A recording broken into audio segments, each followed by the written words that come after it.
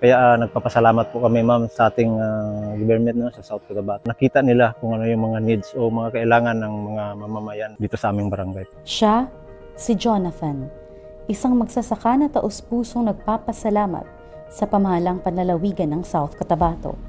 Ayon sa kanya, agad na tinugunan ng pamahalaan ang tunay na pangangailangan ng kanilang komunidad.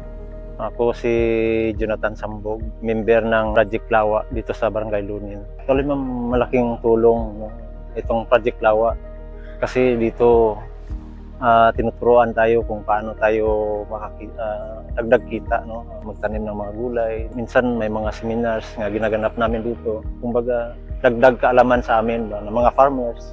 Kaya nagpapasalamat po kami ma'am sa ating government no, sa South Cotabato. Nakita nila kung ano yung mga needs o mga kailangan ng mga mamamayan dito sa aming barangay. Kasi marami na po kami kasi makahalubilo namin yung mga kasama namin, yung mga farmers na nanggagaling sa bawat purok at sityos po dito sa Barangay Lunin. Sa mga kasamahan ko, no, ipagpatuloy ang pagkaisa at para mapaunlad pa namin itong ating Project Lawa din sa provincial government ng South Cotabato.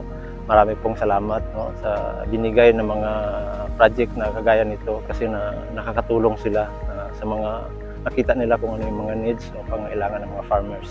Sa pamamagitan ng Project Lawa at Binhi sa South Cotabato, mga inisyatibo ng DSWD, ipinatutupad ang cash for work at mga pagsasanay sa ilalim ng Office of the Provincial Social Welfare and Development Officer upang makapagpatayo ng mga fish pond at community garden.